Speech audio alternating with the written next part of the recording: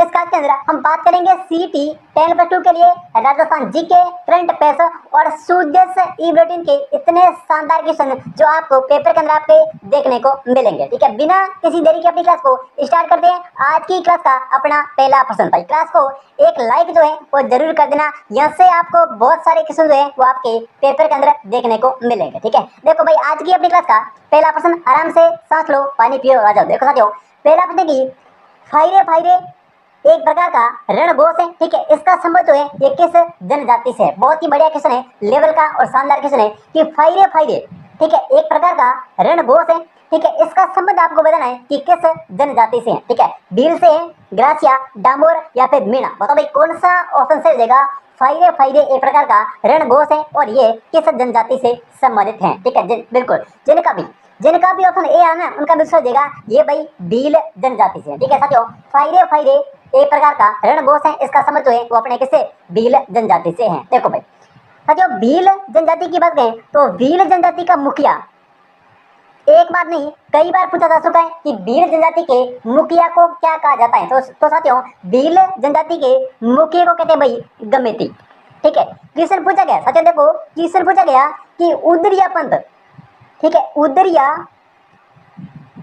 पंथ जो है ये किस जनजाति में प्रचलित है? साथियों, उदरिया पंथ की बात करें तो इसका संबंध जो है वो भील जनजाति से है। ठीक है, पिछली सीट के अंदर क्वेश्चन पूछा गया कि मक्का, देखो मक्का जो है ये निम्नलिखित में से किस जनजाति का मुख्य भोजन है? कौन सा? मक्का। तो किसका है भाई? ये अपने भील जनजाति का है। मक्का जो है ये अपने भील जनजाति का है। एक भील जनजाति के बारे में इंपॉर्टेंट क्वेश्चन साथियों याद रखना, याद क्या रखना, रट्टा मार कर जाना कि भील जनजाति के अंदर जब लड़की की शादी होती है तब देवी के चित्र जो है उनको दीवारों के ऊपर बनाया जाता है। ठीक है, देवी के चित्र होते हैं उनको भीलों की जो घरों की दीवारें होती है उनके ऊपर बनाया जाता है। तो उनको क्या कहा जाता है? पिछली सीढ़ी में पूछा गया था, तो इनको साथियों बराड़ी कहा जाता है। देखो, भील जनजाति का मुखिया गमेती, उदरिया पंथ किसमें? भील जनजाति के अंदर। ठीक है, उदरिया पंथ की बात करें तो ये भील जनजाति के अंदर है। ठीक है, मक्का की बात करें कि राजस्थान का जो किस जनजाति का मुख्य भोजन जो है वो मक्का है, तो ये भील जनजाति का है। और साथियों बात करें बराड़ी की, तो जब भील जनजाति में लड़की की शादी होती है उस समय देवी के चित्रों को दीवार के ऊपर बनाया जाता है, उनको साथियों बराड़ी के नाम से जाना जाता है। ठीक है, तो यहाँ से आपसे पूछा है फायरे फायरे, तो ये भील जनजाति का है। इनमें से कोई भी क्वेश्चन जो है वो आपसे पूछा जा सकता है, लेकिन साथियों शर्त है क्वेश्चन जो है वो गलत नहीं जाना चाहिए। ठीक है, देखो मुखिया पूछे तो भाई गमेती कर देना। ठीक है, उदरिया पंथ पूछे हो जाएगा भील जनजाति। ठीक है, मक्का पूछे, देखो राजस्थान की किस जनजाति का मुख्य भोजन मक्का है, तो वह है भील जनजाति का। अगर आपसे पूछे कि भील जनजाति में जब लड़की की शादी होती है उस समय दीवारों के ऊपर देवी के चित्र बनाए जाते हैं, ठीक है, उनको क्या कहा जाता है? तो उनको भाई जो है वो बराड़ी कहा जाता है। ठीक है, बात करें आगे, देखो भाई आज की क्लास का अपना अगला प्रश्न साथियों, इनमें से आपको कोई भी क्वेश्चन जो है वो पूछा जा सकता है, लेकिन शर्त है क्वेश्चन जो है वो गलत नहीं जाना चाहिए। ठीक है, देखो भाई आज की अपनी क्लास का अगला प्रश्न, हाँ जी, देखो साथियों अगला प्रश्न की राजस्थान का सबसे लंबा, ठीक है, वाटर डेड स्टोरेज जो है ये कहाँ पर स्थापित किया जा रहा है या फिर किस जिले के अंदर स्थापित किया जा रहा है? बहुत ही शानदार क्वेश्चन है और लेवल का क्वेश्चन है, स्टार लगा के जाना, लेकिन साथियों भूलना नहीं है। ठीक है, देखो भाई राजस्थान का सबसे लंबा बैक वाटर डेड स्टोरेज, ठीक है, बैक वाटर डेड स्टोरेज जो है ये किस जिले के अंदर स्थापित किया जा रहा है? ठीक है, उदयपुर, बांसवाड़ा, कोटा या फिर चित्तौड़गढ़। बताओ भाई कौन सा ऑप्शन देगा? सबसे लंबा, राजस्थान का सबसे लंबा बैक वाटर डेड स्टोरेज जो है ये किस जिले के अंदर स्थापित किया जा रहा है? तो ये किया जा रहा है बांसवाड़ा जिले के अंदर। जिनका भी ऑप्शन है ना बी, उनका बिल्कुल सही देगा। बांसवाड़ा जिले के अंदर राजस्थान का सबसे लंबा बैक वाटर डेड जो है स्टोरेज जो है ये बांसवाड़ा जिले के अंदर स्थापित किया जा रहा है। जिनका भी भाई बी ऑप्शन है ना उनकी तैयारी जो है वो बहुत ही बेहतरीन लेवल की है। ठीक है साथियों, आपको पता था तो आप क्लास को लाइक कर देना, अगर आपको नहीं पता था तो आप क्लास को रट्टा मार कर जाना। ठीक है, एक भी प्रश्न को आपको स्किप नहीं करना। ठीक है, बढ़े आगे, देखो भाई आज की क्लास का अपना अगला प्रश्न सच्चा अगला प्रश्न की शिल्प ग्राम जो है ये कहाँ पर स्थित है? बहुत ही बढ़िया क्वेश्चन है, शिल्प ग्राम जो है ये कहाँ पर है? ठीक है, सुरुई के अंदर है, उदयपुर, जयपुर या फिर सीकर। बताओ भाई कौन सा ऑप्शन सही देगा? शिल्प ग्राम जो है ये कहाँ पर स्थित है?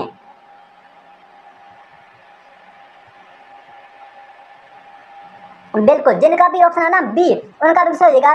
शिल्प ग्राम जो है ये हवाला उदयपुर के अंदर। ठीक है साथियों, शिल्पग्राम अगर आपसे पूछे तो देगा हवाला उदयपुर के अंदर जो है वो शिल्पग्राम स्थित है। जिनका भी डी ऑप्शन है ना उनका बिल्कुल सही देगा हवाला उदयपुर। ठीक है, बढ़े आगे। देखो भाई आज की क्लास का अपना अगला प्रश्न।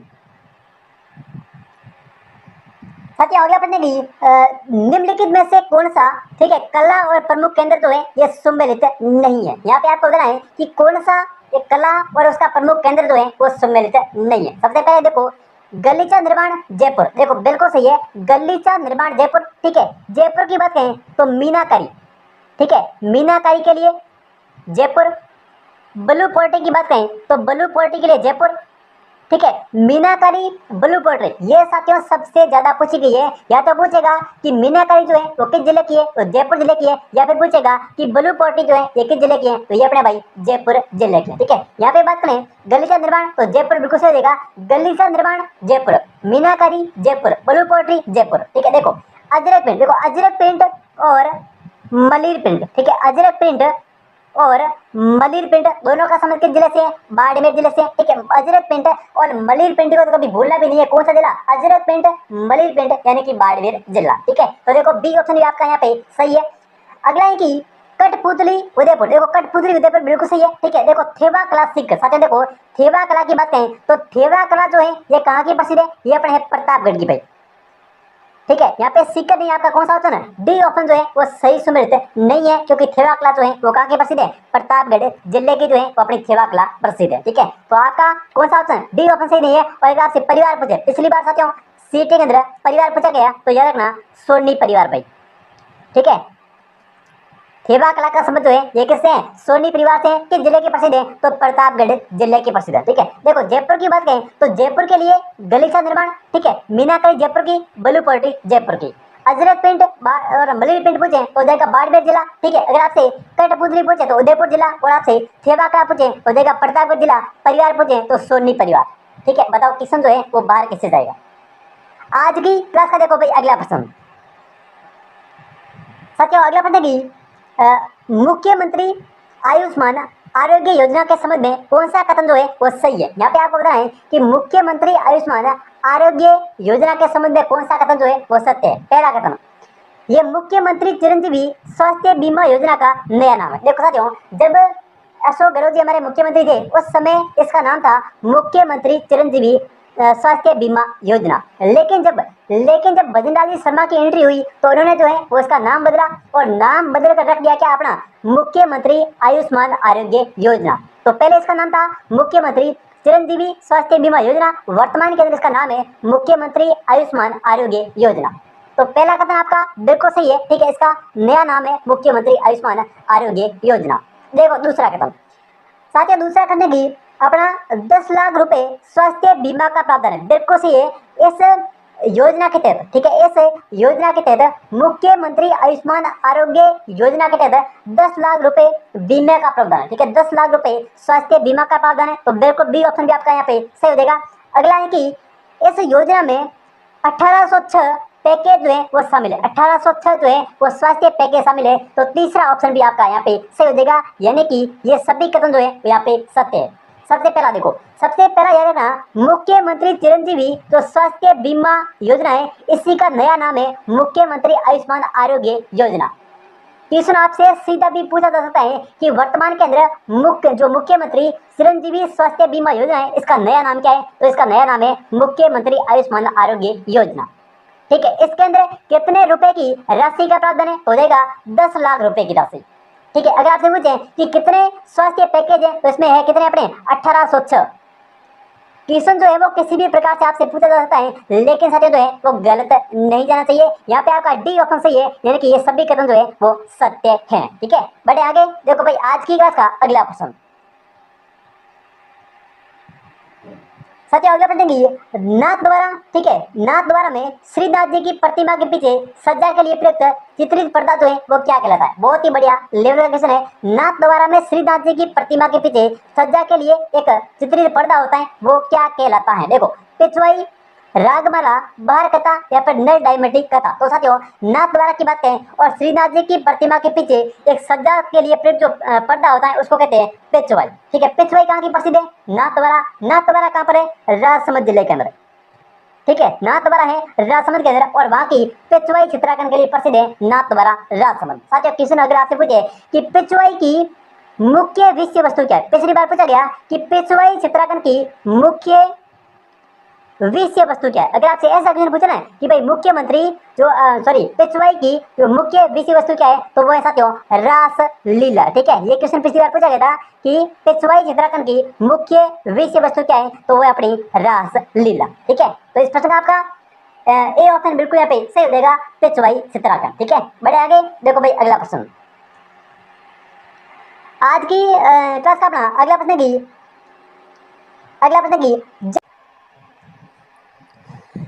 आज की क्लास का अपना अगला प्रश्न भाई, अगला प्रश्न है कि जल झूलनी एकादशी का त्योहार जो है राजस्थान के अंदर कब मनाया जाता है। जल झूलनी एकादशी का त्योहार जो है राजस्थान के अंदर कब मनाया जाता है। ठीक है, कार्तिक शुक्ल एकादशी, वैशाख शुक्ल तृतीया, भाद्रपद शुक्ल एकादशी या फिर ज्येष्ठ शुक्ल एकादशी। बताओ भाई कौन सा ऑप्शन सही होगा। जल झूलनी एकादशी का त्योहार जो है राजस्थान के अंदर कब मनाया जाता है। देखो साथियों, सबसे पहले यहाँ पे बात करें कार्तिक शुक्ल एकादशी को। ठीक है, तो कार्तिक शुक्ल एकादशी को देव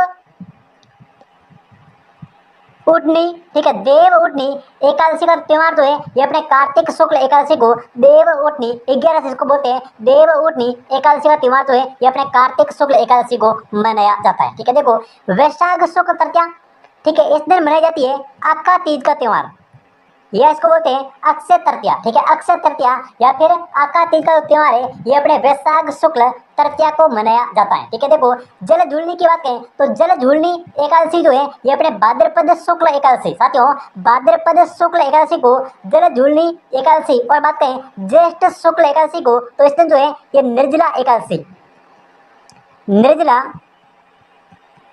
एकादशी का त्योहार जो है ये हो जाएगा ज्येष्ठ शुक्ल एकादशी को। ठीक है, ज्येष्ठ शुक्ल एकादशी निर्जला एकादशी। ठीक है, वैशाख शुक्ल तृतीया आका तीज या फिर अक्षय तृतीया। ठीक है, कार्तिक शुक्ल एकादशी देव उठनी 11 को बोलते हैं। ठीक है, देव उठनी एकादशी का त्योहार जो है ये कार्तिक शुक्ल एकादशी को मनाया जाता है। यहाँ पे आपसे पूछा है जल झूलनी एकादशी तो हो जाएगा भाद्रपद शुक्ल एकादशी, भाद्रपद शुक्ल एकादशी को जो है वो अपने जल झूलनी एकादशी का त्योहार जो है ये मनाया जाता है। ठीक है, इस प्रश्न का आपका सही ऑप्शन बिल्कुल यहाँ पे सही हो जाएगा। बात करते हैं आज के अगले प्रश्न को लेकर के। आज की क्लास का अगला प्रश्न की जयपुर में तीज की सवारी जो है ये किस माह के अंदर निकाली जाती है। बहुत ही बढ़िया क्वेश्चन है। देखो जयपुर के अंदर तीज की सवारी अगर आपसे पूछे कि छोटी तीज का त्योहार, ठीक है, छोटी तीज का त्योहार है ये श्रावण शुक्ल तृतीया को मनाया जाता है। ठीक है, श्रावण शुक्ल तृतीया को, ठीक है, श्रावण शुक्ल तृतीया को छोटी तीज का त्योहार मनाया जाता है। अगर आपसे पूछे कि बड़ी तीज का त्योहार, साथियों बड़ी तीज का त्योहार पूछे तो हो जाएगा भाद्रपद कृष्ण तृतीया, याद रखना भाद्रपद कृष्ण तृतीया। ठीक है, भाद्रपद कृष्ण तृतीया को अपनी बड़ी तीज का त्योहार, छोटी तीज पूछे तो श्रावण शुक्ल तृतीया। ठीक है, श्रावण शुक्ल तृतीया के अंदर जो है वो छोटी तीज का त्योहार मनाया जाता है। यहाँ से आपसे पूछा है कि जयपुर में तीज की सवारी जो है ये किस माह के अंदर तो हो जाएगा श्रावण मास के अंदर। ठीक है, डी ऑप्शन बिल्कुल यहाँ पे सही हो जाएगा।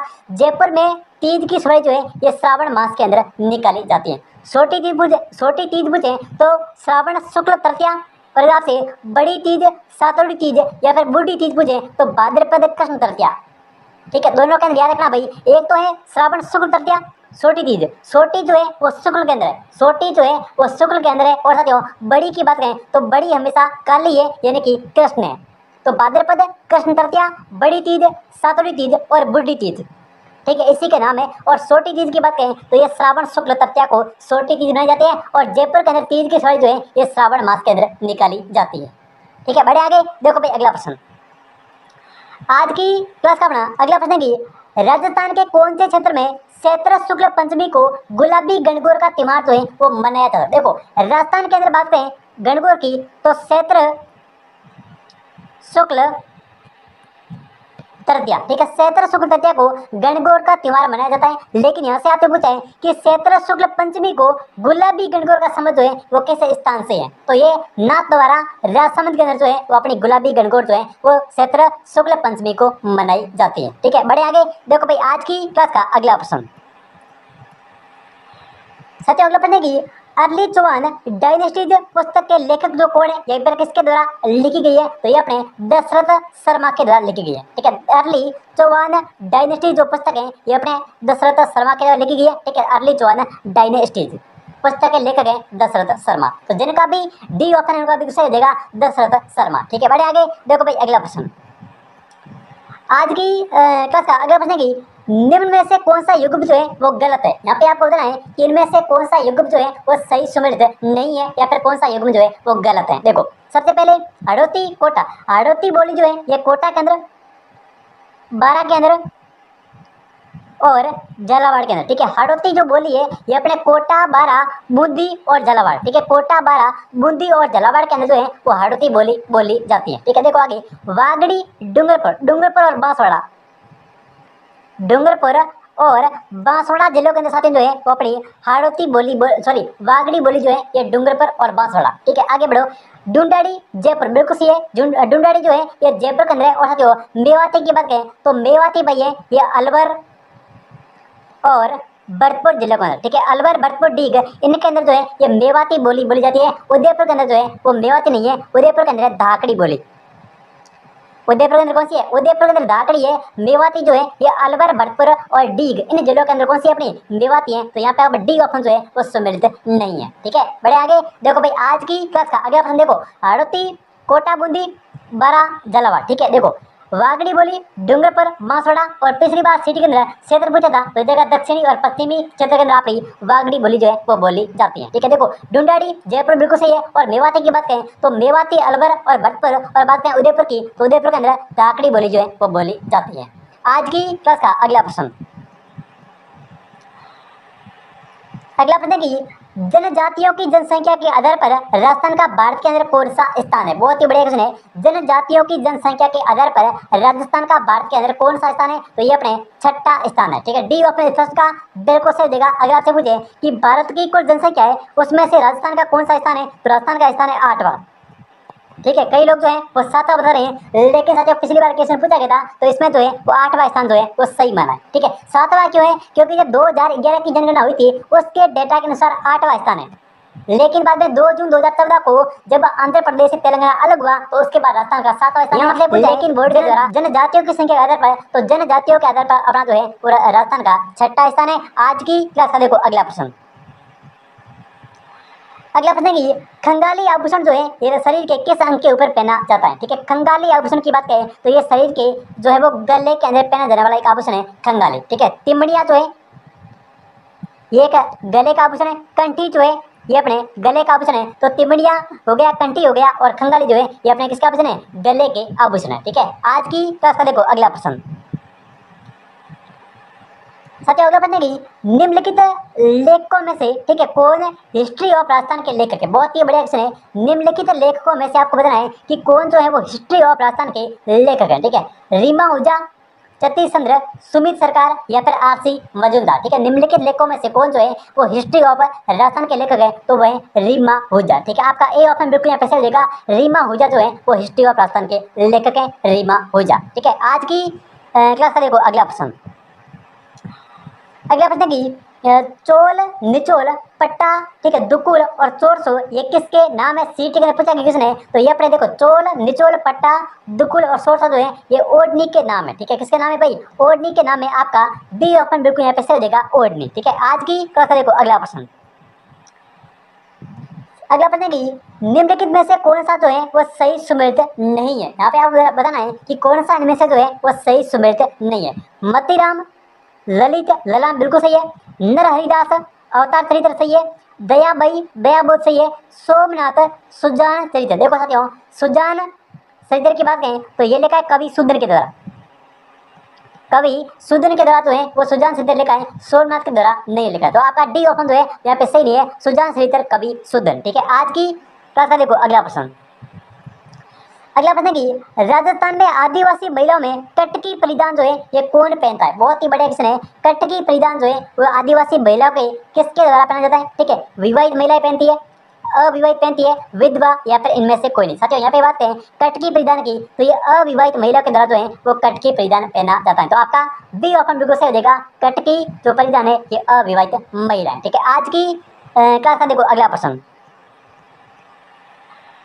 अगला प्रश्न की पछेवड़ा तो है वो संदर्भित है, ठीक है। पछेवड़ा का अर्थ क्या है? परिधान, पगड़ी, आभूषण या फिर बर्तन। साथियों पछेवड़ा की बात करें तो ये परिधान है, ठीक है, परिधान है और इसको बोलते हैं मोटी शॉल है, ठीक है, जिसका प्रयोग जो है वो पुरुष जो है वो अपना सिर ढकने के लिए करते हैं, ठीक है। तो इसको बोलते हैं क्या? पछेवड़ा। तो ये एक प्रकार का परिधान है आपका। ए ऑप्शन बिल्कुल यहाँ पे सही हो जाएगा, परिधान, ठीक है। आज की क्लास का देखो अगला प्रश्न। अगला प्रश्न है कि निम्नलिखित में से कौन सी प्रथा विवाह समारोह से संबंधित नहीं है? देखो बडार, ये जो अपने विवाह का भोजन होता है उसको बोलते हैं बडार। विवाह का भोजन उसको बड़ा बोलते हैं, ठीक है। कन्यावल भी है, ठीक है, बड़ी पड़ला भी है, लेकिन साथियों पानी बड़ा की बात करें तो इसका संबंध जो है ये अपने मृत्यु समारोह, मृत्यु से है, ठीक है भाई। इसका संबंध किससे है? मृत्यु से, पानी बड़ा का। तो आपका डी ऑप्शन जो है वो यहाँ पे सही नहीं है। किससे? विवाह से संबंधित नहीं है। पानी बड़ा जो है ये मृत्यु से संबंधित है। आज की क्लास का देखो अगला प्रश्न।